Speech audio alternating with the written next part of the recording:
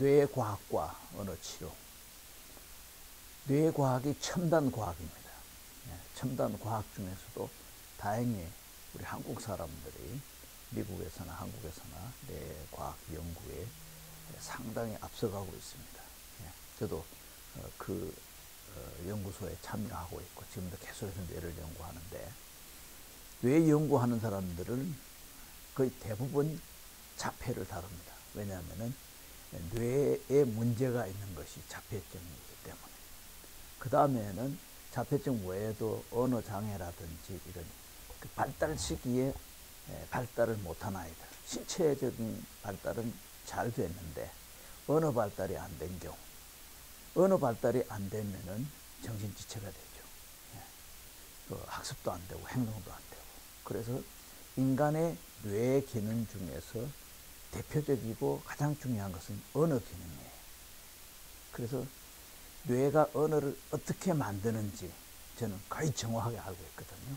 그걸 알고 보면은 뇌 발달 장애 언어 치료를 어떻게 하는지 방법도 거의 정확하게 나올 수가 있는 거예요. 그렇지 않고 뇌를 모르는 분들은 언어 치료에도 한계가 있는 거예요. 그래서 뇌과학자들은 보통 두 가지 용어를 씁니다. 경험, 기대적, 가소성. 그래서 뇌는 경험을 통해서 발달하는 거예요. 그래서 기대적이라는 것은 경험을 통해서 좋은 발전을 할 수 있다. 더 발전을 할 수 있다. 그래서 경험에 기대를 하라는 겁니다. 그래서 뇌가 발달하는 데는 환경도 중요하고 부모도 중요한데 시기가 또 중요해요. 아무리 부모가 훌륭한 사람이라 하더라도 아이가 뇌가 발달하고 언어가 발달하는 시기가 지나버리면 언어 장애가 돼요. 저는 그런 아이들을 참 많이 봤어요. 엄마 아빠가 다 의사고 엄마 아빠가 다 대학 교수고 이런 사람들이 여러 가지 이유 때문에 출생에서부터 3세 때까지 아이를 방치해 두면은 거의 발달 장애가 되는 사례가 참 많아요. 다 그런 건 아니겠지만. 그래서 경험이라는 것은 복합적이고, 복합적이라는 것은 두세 가지가 겹쳐지는 거예요. 더 나아가서 경험이라는 것은 좀 종합적이에요. 그런 걸 제가 이제 설명을 해드렸습니다. 그래서 뇌에서 이것이 생명의 뇌라고 합니다. 이것이 좀 기니까 뇌줄기처럼. 그래서 한자로는 뇌간이라는 말을 쓰고 또 풀어 쓰면은 뇌줄기. 생명의 뇌. 요거에 다치면 사망해버려요. 다른 부분은 다쳐도 사망까지는 안 가는데 요거 다치면 사망을 하는데, 언어를 만드는 것이 이 생명의 뇌에서 거의 출발이 됩니다. 시작. 참 중요하죠. 그래서 이거를 가운데를 갈라서 보면은 요 부분이죠. 요 부분. 가운데 아주 중요합니다. 요거 다치면 사망이에요. 근데 여기서 언어가 나오는 거예요. 시작이 되는 거예요. 그래서 여기 보면은 여기에서 12상, 양쪽으로 12상의 뇌신경이 나오는 거예요. 그 중에 5번, 7번, 8번, 9번, 10번, 11번, 12번, 7가지. 7가지에서 언어가 만들어지는 거예요. 언어. 네. 그래서 언어는 경험을 통해서 만들어지는 것인데, 옛날로 거슬러 올라가면 옛날에 시골이나 산골에 살았던 사람들은 사용하는 언어의 단어가 몇 가지 안 됩니다. 학교가 생기고 도시화 되면서 직업이 다양해지면서 언어가 많아지게 되죠. 그러니까 뇌가 기억을 많이 하니까 굉장히 그 뇌의 지능도 다양해집니다. IQ만 있는 것이 아니라 EQ, 감정의 지수도 있고 역경지수, 인내를 잘 참는 역경지수도 있고 도덕지수도 있고 뭐 여러 가지 지수가 상당히 많아지게 되죠. 그래서 첫 번째 강조하는 것은 우리 아이들이 언어를 발달시킬 수 있는 환경을 만들어 주어서 경험을 하도록 해야 된다. 경험. 이해되시죠? 경험. 한번 따라합시다. 경험. 경험에는 두 가지가 있어요. 적당한 시기에 경험하는 것은 정상적으로 발달하고 그 시기를 놓치면 장애가 되거나 좀 미숙하죠. 그럼 시기가 지났을 경우에는 어떻게 하느냐? 그때도 경험을 시켜주는데 그때는 경험에 의존하는 거예요. 시기는 지났지만 경험에 의존하면 또 발전한다. 그래서 우리는 자연 브레인 우드를 만들어서 토끼도 보고 오리도 보고 경험하더라. 말도 타고 직접 만져보고 이 이상의 방법은 없어요. 이 이상. 그래서 과학자들이 실험을 했죠. 이만한 박스에다가 한 박스에는 다양한 경험을 할 수 있는 시설을 해놓은데 쥐를 키웠어요. 쥐. 한쪽에는 몇 가지 아주 단조로워요. 나중에 검사를 해보면 뇌 발달이 다양한 것을 가지고 놀 수 있었던 쥐가 훨씬 더 뇌가 발달하는 것이 과학적으로 증명되었습니다. 그래서 과학이라는 것은 재현이 가능하고 실험을 통해서 검증이 된 것입니다. 그래서 지금까지 뇌 과학자들이 언어 치료에 대해서 언어 발달에 대해서 얘기한 것을 아주 요약해 가지고 설명하면은 하나는 경험 기대적 가소성인데 좋은 경험을 시켜주면 적절한 시기에 되면 언어가 잘 되면은요, 제가 해보니까 영재를 가질 수가 있어요. 모든 영재들은 그 부모님들이 어렸을 때부터 잘해주면은 영재가 되는 거예요. 근데 시기를 지났어요. 그래서 또 뇌과학자들이 연구를 해봤어요. 시기가 지나면 포기를 하느냐? 대부분 사람들 다 포기를 하는데 과학자들은 불가능한데 도전하잖아요.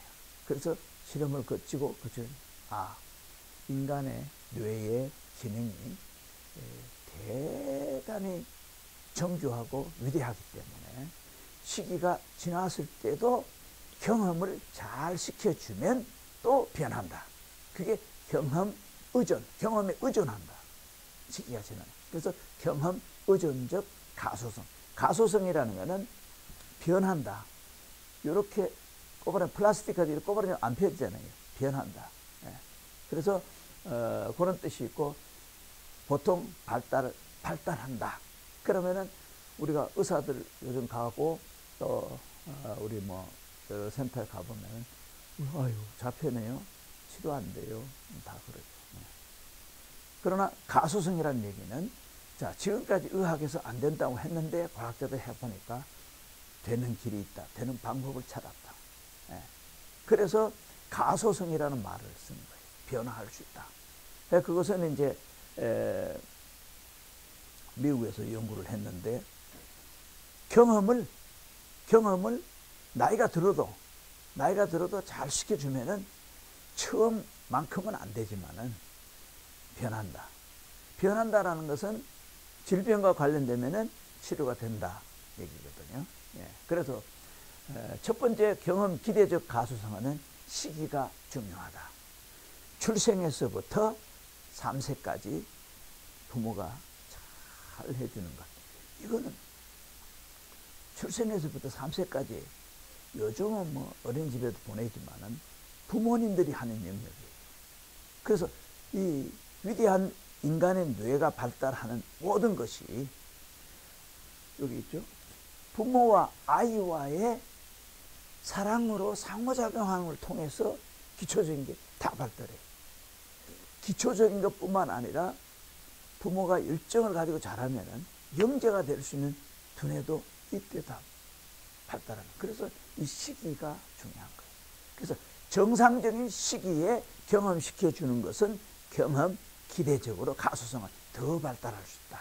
그래서 영재도 될 수 있다. 저는 영재 프로그램을 다 연구를 했습니다. 예. 0세까지 3세에서 하는데 중요한 것은 친화관계, 좀 더 나가면 애정관계. 엄마가 제가 아는 부모님인데 대학 교수가 되려면은 논문을 써야 되는데 아이 이제 태어났어요. 계속 컴퓨터를 쥐고 아이가 친구처럼 알았어. 좀 더 컸어요. 엄마 불러 알았어. 완전히 내 발달 장애가 돼버렸어요. 그다음에 또 한 사람, 또 하나. 아이가 태어났는데 자기를 엄청 고통스럽게 했던 시어머니를 닮았어, 아이가. 그래가 6개월을 아이한테 정을 아예 안 줬대. 평생 장애. 그 어머니 그 아이 보면 지금 눈물이 날라. 그래서 세상에 어떻게 돌아가도 그 옛날에 그런 얘기 들었죠. 어느 불탄 집에 가보니까 한 곳에 닭이 새까맣게 타 있더래요. 닭이. 근데 그걸 툭 차니까 속에 뿅아리가 삐약삐약 살아있더래. 네. 그게 모성애거든요. 모성애를 통해서 인류는 이렇게 모든 아름다운 것이 유지가 되잖아요. 그래서 뇌를 발달시키는 기본적인 것은 모성애를 통해서 된다. 그래서 친화관계 형성인데 사실은 애정관계 형성이 돼야죠. 부모님들 애정관계 없으면 그 뇌 연구 중에서 여기 왓슨 몇몇 사람들이 인간의 뇌는 빈서판 같아서 정도 안 줘도 지식만 주면 된다. 새빨간 거짓말. 그 사람 때문에 나는 그 사람 지옥 갈 것 같아. 그 사람 잘못 그 학문 때문에 아이들이 뇌가 망가진 아이들이 수도 없이 많거든요. 부모 자식 간의 애정, 이거는 영원히 분리하는 진리란 말이에요. 근데 요즘은 텔레비전, 스마트폰 이게 다 뺏어가잖아요. 그래서 그걸 관계되는 과학적 원리가 뇌의 1번이 터치란 말이에요. 터치. 접촉을 통해. 저는 이거 하나를 위해서 30년 동안 연구를 했잖아요. 접촉을 하면 주화성 그래가지고 접촉 자극이 오는 대로 모든 세포는 그쪽으로 방향을 틀게 돼 있어요. 심지어 식물들도 햇빛 있는 쪽으로 해곱성을 가잖아요. 자극이 있는 쪽으로 신경이 방향을 틀게 돼요. 근데 자극을 하나도 안 줘. 그럼 왜 자극이 되나? 네. 요걸 연구한 분이 신희섭 박사님이라고 우리나라의 뇌과학에서 최고 경력을 하죠. 그래서 의왕시에 어디 가면은 신희섭 로라고 그것도 만드는 막 연구를 해요. 그분한테 제가 직접 강의 와서 모든 세포는 자극이 있는 쪽으로 거의 무의식적으로 방향을 틀는 거예요. 그 부모, 자식이 그렇게 관계가 유지되는 거예요. 네. 그런데 접촉을 해야 돼. 안아주고, 뽀뽀해주고, 업어주고, 목욕시켜주고, 옷 입혀주고, 응할 때 닦아주고, 최고의 접촉, 터치예요, 터치. 그래서 부모와 자식 간에 이게 형성이 돼, 관계가.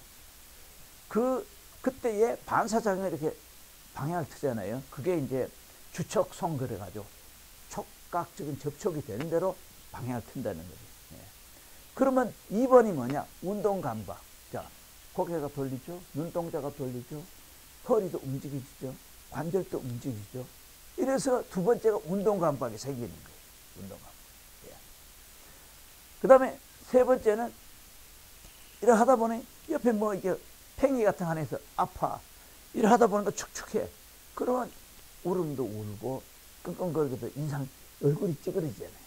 얼굴이 찌그러지는 것도 언어의 한 영역이에요. 예. 그렇게 해서 기본적으로 체성감각, 몸의 감각을 거의 무의식적으로 뇌는 발달시켜요. 예. 그 다음에 두 번째는 고유감각인데 이렇게 움직일 때에 목을 움직이고 팔이, 허리, 손, 접촉 이런 것들이 신체 자기 조절하는 이런 근육 조절 이런 것들이 발달하는 거예요. 자, 그것이 곧 근육은 자 보세요. 혀, 혀 근육. 말을 하려면 뒤턱, 아래턱, 얼굴 움직이는 거, 눈동자 움직이는 거 다 근육이거든요. 이게 움직이는 것이 이런 과정에서 복합적으로 두 개, 세 개 이상이 같이 종합적으로 그 다음에 조음 연습, 통음이죠. 울다가 보면 엄마가 된다. 그럼 여기에 부모가 얘가 엄마라 그랬다 반응이 딱 되고 그것이 자꾸 반복 엄마 그래 엄마야 엄마 그래가지고 엄마가 발달하는 거예요. 언어는 그렇게 만들어요. 그렇지 않고 아예 혼자만 놔두면 엄마 말 못하죠. 근데 언어학자들 중에서도 유명한 분이 촘스키라는 언어학자가 있는데 그분은 언어는 태어나면서부터 자동적으로 나온다. 이래가지고 또 문제가 생겼어요. 자극을 안 주면 언어는 안 돼요. 그래서 학자들도 한 부분만 깊이 연구하다 보면 다른 약점이 있고 그래서 학자들끼리 막 그러다가 세월이 지나면 다시 이렇게 되거든요. 그래서 최고의 과학은 지금 1990년 부시 대통령 때 뇌연구 10년 그 이후에 1910년 2010년 이후에는 또 오바마 때는 뇌연구 이래가지고 이제는 모든 걸 뇌연구 과학이 최고죠. 다른 건 이상은 없어요. 그래서 모든 과학이 발달한 중에 제일 늦게 발달하는 것이 뇌과학이에요. 그래서 저는 다행스럽게 우리 딸아이 때문에 이 뇌과학을 첨단 뇌과학을 하고 있다는 데 대해서 자부심이 굉장히 생기고 그런데 문제는 이 뇌과학을 너무 모르니까 0.001%도 몰라요. 상위 대학교 교수 많지 않은 분들만 알고 있다 보니까 이제 파급되는 데는 좀 문제가 있는데 우선 여기 오는 분들은 제가 충분히 처음에는 강의를 하면 좀 어렵다 그래요. 지금은 별로 안 어렵죠. 이렇게 하기까지 제가 막 수도 없이 여러분들 강의를 하다 보니까 처음 듣는 사람, 심지어는 유치원 아이들, 때로는 노인들 자꾸 하다 보니까 쉽게 그 다음에 또 주제별로 단락단락 할 수가 있고 한꺼번에 쭉 하려면 어느 대학원에 갔는데 하루 종일 해달래. 하루 종일 해도 1분밖에 못해요. 그러나 오늘은 언어 치료 요것만 딱 하는 중에서도 가장 부모님 이해하기 쉬운 것 이게 경험 쉽잖아요. 경험 기대. 경험을 통해서 우리 아이가 발달하겠다 기대한다. 그러면 발달합니다. 그럼 우리 아이는 지금 말도 못하면 4살인데 5살인데 경험 의존. 그래도 경험에 의존을 해야 된다. 원리는 같다. 그러나 결과는 차이가 있다. 결과는 차이가 있다. 제때에 잘하면 영재도 될 수도 있고 하지만 기회가 지나면 노력을 얼마나 하느냐에 따라서 더 발전할 수도 있고 중간쯤 어떤 아이는 90% 이상 발전할 수도 있고 어떤 아이는 70% 발전할 수도 있고 다 비율이 달라진다. 그 얘기입니다. 그래서 여기 이제 뇌신경 12개 중에 5번은 뭐냐? 여기 보면은 이게 5번인데 얼굴 감각, 미소, 포근하다. 얼굴 감각 움직이는 것이 바로 언어 발달하고 직접 관련이 되어 있어요. 근데 텔레비전을 계속 본 사람들, 그 다음에 시각장애인들은요, 얼굴 안면 근육이 안 움직여요. 제 친구가 지금 총장 하잖아요. 이재서 박사라고. 그 친구는 사람 얼굴을 못 보기 때문에 얼굴이 안 움직여요. 얼굴이 안 움직여요. 이거 밋밋해. 그래서 이걸 하려면은 씹는 걸 많이 씹어요. 근데 보통 우리 아이들 보면 요거 기후에 지나간 우리 아이들 특징이 잘 안 씹어요. 빨아먹는 것만 해. 안 되거든요. 언어 발달하려면은 씹는 거를 자꾸 씹도록 해요. 그래 왜? 씹을 때 혀 운동 되죠. 씹을 때 이쪽 저쪽 씹을 혀가 계속 움직인다. 그 다음에 목근형 넘어갈 때 삼키는 거 훈련이 되죠. 이게 다 언어와 관련이 언어. 이게 안 움직이면 언어가 정상적으로 안 돼요. 네. 그래서 그 다음에 이제 안면 요 부분, 얼굴 부분. 네. 이제 앞에 여기는 이게 윗턱을 윗턱 부분 쪽으로, 또 아래턱 부분으로, 그 다음에 여기는 완전 얼굴 표면 쪽으로. 네. 그게 이제 안면. 그럼 이제 미소 짓는 거라는 거죠. 그래서 엄마들 자 호로록 까꿍 하는 이것도 되게 중요합니다. 그게 사랑이 있으면 자동적으로 되는데, 스마트폰하고 텔레비전은 그걸 안 하잖아요. 네? 스마트폰 30개월 이전에 영상 매체 주는 거는요, 독약 비슷해요. 독약 비슷해요. 제가 어떤 엄마가 병원에 왔는데 주사를 못 찔러 산만해가지고. 근데 내가 아는 사람이기 때문에 텔레비전 많이 봐요. 맨날 스마트폰 되게 세밀하게 내 얘기를 해요. 30개월 이전에, 말 배우기 이전에 하면은 아이가 주의력이 형성이 안 되고 산만하다. 산만한 병원에 주사바늘 꽂아놓고 정말 가만히 있지도 못해요. 그래가 충격을 받아가 그 어머니가 막 울고 그러더니만은 진짜 과감하게 끊어버리니까 반대로 말을 너무 잘하는 아이가 되고, 너무 잘하는 아이. 예. 지금도 누구라고 보면 얘기할 수 있는데 다 얘기 못하겠고. 그 다음에 이제 청신경 들어야 돼요. 예. 저거는 이제 여기 보면은 8번 여기의 특징이 뭐냐? 귀에 세방골이 귀거든요.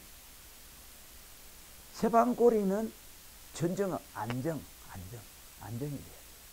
그럴 때에 소리가 잘 들려요. 여기 보면은 털 같은 게 요 안에 있어요. 그 소리가 되는데, 소리를 어떻게 들으냐? 시끄러운 소리와 말소리를 구별할 줄 알아야 돼요. 근데 우리 자폐증 진단받은 아이들 중에는요, 와서 보면은 이 아이가 텔레비에 나오는 뉴스 데스크 이런 것도 말을 할 줄 알아요. 그러다가 기차 지나가면서 치크치크치크치크 이런 거, 세탁기가 치크치크치크 불필요한 소리는 하는데 말은 또 못해요. 말이라는 거는 대화하는 거, 다른 사람 말소리를 듣고 따라하고 반복하면서 그 다음에 의미가 형성이 되거든요. 의미가 형성되면 어떤 데는 표정만 보고 그래 알았어, 이게 바디 랭귀지, 몸짓 표정이 다 언어거든요. 언어라고. 그래서 얼굴 표정, 손 표정 그 사이에 보이지는 않지만은 부지런히 움직이는 혀가 움직여. 혀를 묶고 하는 말 한마디는 혀가. 그러면서도 호흡이 이루어지잖아요. 그 다음에 이제 설은 혀설자거든요. 혀가 움직이는 게. 여기 구개란 입천장이거든요. 혀가 얼마나 중요한지 몰라요. 혀 움직이는. 그래서 빨아먹으면은 혀가 별로 움직일 거 없어. 씹어먹어요. 씹어먹는 훈련. 이것이 얼마나 중요한지 몰라요. 근데 아이들 보면은 씹어먹을 거 없어. 빨아먹기만 하고. 그 다음에 미각, 맛을 아는 거. 씹어먹을 때 맛을 알잖아요. 맛을 하면, 마시면 맛있다. 네, 맛있다. 근데 맛을 알 때 뇌 속에서도 소화액이 잘 나오고. 그러니까 이 입과 관련돼서는 미주신경 밑으로 내려가면은 요게 이제 10번 이제 미주신경 내려가면은 이 소화기관, 이 내장까지 다 연결이 되어 있어요. 그래서 잘 씹어먹고 잘 기분이 좋으면 이 건강 상태가 참 좋단 말이에요. 그래야 언어가 만들어지는 거예요. 언어가 만들어져요. 그 다음에 이제 보조신경으로 여기 이제 11번 보면은 여기 보면은 이게요. 여기 쇄골 쇄골뼈 있잖아요. 어깨로 내려가는 이쪽까지도 말하는데 영향이 있어요. 노래 잘하는 사람도 어깨도 막 쓰고 그러잖아요. 어깨도 막 쓰고. 여기 다 관련이 돼 있거든요. 이거는 부모하고 주거니 받고 안아주고 얼러주고 업어주고 이렇게 하면서 자연스럽게 엄마한테 반응하다 보니까 목도 가는 게 되고, 엄마를 보다 보니 주의력도 생기고, 엄마 손을 잡다 보니까 팔도 움직여지고, 엄마하고 같이 맛있게 얌얌 짭짭 하다 보니까 소화도 잘 되고, 그것이 다 언어를 만드는 신경으로 연결이 되어 있는 거예요. 예, 신경. 그리고 이제 마지막에 가서 또 역시 혀 운동은 뭐 할수록 좋은 거고. 그래서 그 다음에 이제 마지막으로 경험 의존적 가소서. 우리 아이들은 다시 경험을 해야지. 어떻게 할까요? 터치, 껴안기를 해주면 접촉이 되잖아요. 그럼 눈빛이 맑아지는 거예요. 우리 강 원장 아이들 만지고 나면 손가락이 이게 아파가지고 맨날 집에 오면은 이게 손가락 마사지 이거 뭐 이거 하는 게 있어. 그거 하죠. 또 병원에 가서 하죠. 그런데도 터치를 경험을 아이들이 터치 접촉을 못했는데 해주려니까 아니까. 근데 다른 사람은 그걸 모르니까 못하고 우리 아니까 아파도 괴로워도 할 수밖에 없는 거예요. 한동안 안 하면 아이들이 벌써 눈빛이 흐려져요. 자극이 안 되니까. 인체는 자극이 오면 반사하게 되고, 예, 그 원리 과학적이에요. 자극을 주고 사랑을 주고 감동되면 그 사람한테 저는 이게 저도 이제 훈련이다 보니 제가 한 시간 몇 시간 하면은요 가다가도 아이들이 저한테만 쳐다봐요. 한 달에 한두 번만 만나도 그래요. 그거는 이 과학적인 원리를 이미 저는 30년 동안 40년 터득을 했기 때문에 그래요. 그래서 시기는 무관하다. 시기가 지난 경우. 그래서 뇌과학자들이 연구를 해보니까 공부하는 것도 그렇고 언어도 그렇고 이런데 시기가 지났는데 정글 속에 자란 아이도 거의 다 자랐는데 가르쳐 보니까 언어가 되더라는 거예요. 예. 그리고 공부도 요즘은 초등학교 들어갈 나이에 들어가는 사람 있지만 시기 다 놓친 사람. 제가 아는 친구 보니까 60에 넘었는데 공부를 해요. 저는 뇌과학의 집중적인 공부는 65부터 했어요. 서울대하고 카이스트 고려대 들어가. 근데 그동안 개인적으로 한 게 있다 보니까 바로 교수님들하고 바로 연결이 돼갖고 너무너무 재밌는 거예요. 그래서 학습이나 이런 것은 시기를 지나도 뇌는 할 수 있도록 이 뇌가 신비한 그런 능력을 가지고 있다. 친화관계를 어렸을 때부터는 100% 못해요. 그럼 억지로라도 해야 돼.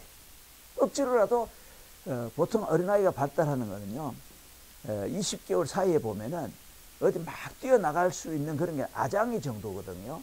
그럼 다른 활동은 못하는 대신 언어 쪽으로만 발달하죠. 언어를 먼저 2년 동안 발달을 해야 그 다음에 대화도 하고 어디 가지 마 그러면 말 듣고 제가 통제를 하거든요. 그러니까 첫 번째는 언어가 발달이 돼야 돼요. 언어가. 그러려면은 얘는 지금 주의력이 형성하다 왔다 갔다 삼아야 정신에 그럼 언어가 발달 안 돼요. 그래서 제가 특허로 만든 의자가 저기 있는데 의자에 딱 앉아갖고 통제돼가지고 언어만 할 수 있더라. 그래서 친화관계가 안 돼도 억지로라도 하고 나면은 부딪히고 하다 보면은 금방 정리돼. 이 방법밖에 없어요. 그 다음에 이제 연습과 훈련에 의한 경험. 뇌는 연습할수록 이게 발달하게 되어 있어요. 그게 뇌신경이 접촉하는 시냅스라는 게, 시냅스는 연습을 통해서 그게 강화된다 하는 거예요. 그 다음에 이제 우리가 보편적으로 얘기하는 건데, 처음에는 소음과 말소리를 구별하기 위해서 바로 얼굴을 보면서 표정을 지으면서 이제 말을 해야 되고, 그런데 처음에는 순서가 모음부터 먼저 되고, 그 다음에 이제 자음이 나오고, 근데 여기서 강조되는 거는 경험이거든요. 그래서 뭐 아든 어든 오이든 참외든 수박이든 사과든 과자든 처음에는 알아듣지 못듣든지 계속 근육 좋은 훈련을 계속 해야 돼요. 계속 하는데 그게 이제 뇌과학적으로 그 음운론이라 그래요. 소리. 그 다음에 자꾸 하다 보니까 사과즙인데 가져와. 사과 있는데 할 땐 사과는 잘못해. 저기 있는데 손가락 보고 아 저게 사과라면 금방 알아채거든요. 그럼 가져와서 아 사과 잘 가져왔어. 아 사과 맛있어. 그럼 얘 속에는 다는 사과라는 걸 알고 가져왔을 때 가져와라 하나씩 하나씩 의미를 알게 되는 거예요. 그게 의미론이라는 거예요. 그 자꾸 하다 보니까 사과를 이제 사과 이거야. 그럼 이거면 아 이게 사과 아 먹는 거 아 사과 먹으면 맛있지. 사과는 동그랗지. 그래가지고 그것이 이제 문자 언어, 시각 언어가 또 되는 거예요. 그래서 언어가 발달하는 거예요. 그래서 우리 아이들의 언어 발달은 경험을 시켜줘야 된다. 복합적이고 한 가지만 앉아갖고 둘이 마주 앉아갖고 뭐 단어만 자꾸 하는 게 아니라 앞에 나오듯이 직접적인 전반적인 경험을 시키면서 해줘야 된다. 시기가 지났더라도 방법은 없다. 경험을 시켜준다. 그래서 경험 의존적이면은 발전하고 치료적인 성과가 나온다. 그래서 오늘은 뇌과학과 언어치료에 대해서 경험 기대적 가소성과 경험 의존적 가소성에 대해서 말씀드렸습니다. 이해가 되시죠? 감사합니다. 예.